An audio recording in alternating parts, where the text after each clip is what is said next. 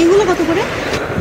এটা 2 piece. Hello everyone, কেমন আছেন আপনারা সবাই? আমার তো ইদানিং আপনাদের সাথে একটু কমই দেখা হয়, মানে আমি একটু ভিডিও কম আপলোড করতেছি, কারণ আমি প্রচুর পরিমাণে ব্যস্ত। যেহেতু আমি নতুন একটা জায়গায় শিফট করছি, আমার অনেক কাজ করা লাগতেছে, পাশাপাশি অনেক জিনিস কেনাকাটাও করা লাগতেছে। আজকে কেনাকাটা করার জন্য চলে গেছিলাম নবীনগরের পল্লী বিদ্যুতে। আমার পর্দা কেনাটা বেশি ইম্পর্টেন্ট ছিল, এই কারণে সবার আগে আমি পর্দার দোকানে যাই। আমি যে কালারের পর্দা চাইতেছিলাম সেই কালারের পর্দা তো আমি খুঁজে পাইতেছিলাম না, তারপর আমার বাজেটও কম ছিল। তো এই কম বাজেটের মধ্যে ভালো একটা প্রোডাক্ট খুঁজে পাওয়াটা একটু টাফ।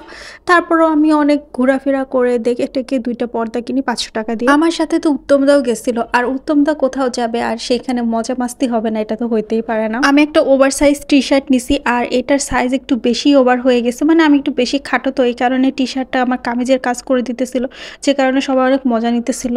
টি শার্ট দেখাও তোমার নতুন।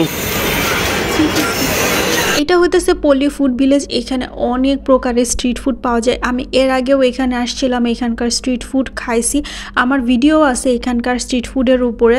বাট আমার আসলে আগেরবার এক্সপিরিয়েন্স অতটা ভালো ছিল না, এই কারণে আর আমি এবার এখানে যাই নাই। এখন আমি খুঁজতেছিলাম এক্সপোর্টের দোকানগুলো, যেখান থেকে পাইকারিতে এক্সপোর্টের প্রোডাক্ট সেল করে। আপনারা অনেকেই অনেক সময় একটা টার্ম শুনে থাকবেন, উইন্ডো শপিং। উইন্ডো শপিং মানে হইতেছিল যে ক্রেতা যেখানে যে ঘোরাঘুরি করবে, জিনিসপত্র দেখবে, দাম জিজ্ঞেস করবে, কিন্তু কেনাকাটা করবে না। আমি আসলে ঠিক সেটাই করতেছিলাম। পল্লী বিদ্যুতের কাজ শেষ করে চলে আসছি ইসলামনগর বাজারে। এখানে এসে দেখি অনেক রকমের মাছ উঠছে। আমার সবচেয়ে বেশি পছন্দ হয়েছে এই চিংড়ি মাছটা, কারণ এই চিংড়ি মাছটার কালারটা কিন্তু অনেক সুন্দর, একদম নীল।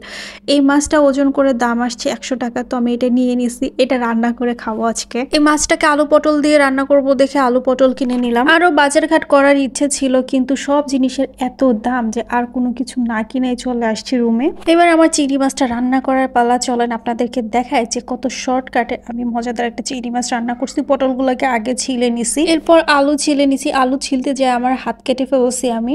এই বড় সাইজের চিংড়ি মাছের জন্য আমি 2টা পটল নিয়েছি আর একটা আলু নিয়েছি। তাই দেখতেছি আমার সবজি বেশি হয়ে গেছে, মনে হইতেছে যে একটা ছোট আলু নেওয়া লাগতো, আর পটল একটা নিলেই হয়তো হয়ে যেত। আমার মাছের পছন্দের তালিকায় চিংড়ি একদম টপ লিস্টে থাকবে, কিন্তু আমি আসলে চিংড়ি মাছ ভালো মতো চিনি না, খালি খাই। কোনটা বাগদা চিংড়ি কোনটা গলদা চিংড়ি ঠিক মতন আইডেন্টিফাই করতে পারি না।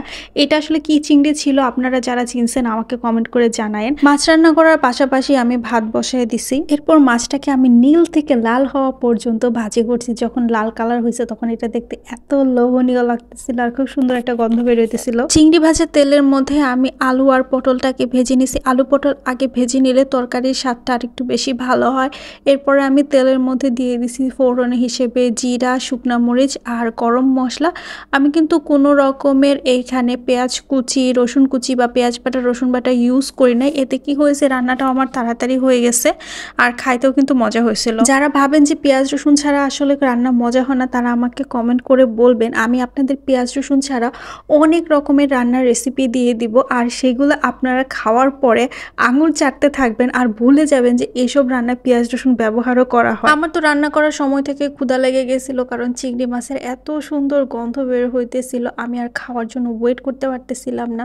গরম গরম ভাত আর সাথে গরম গরম তরকারি নিয়ে তাড়াতাড়ি খাইছি, আর খাওয়ার পরে তো আমার অনেক টায়ার্ড লাগছে, পরে ঘুমায় পড়ছি।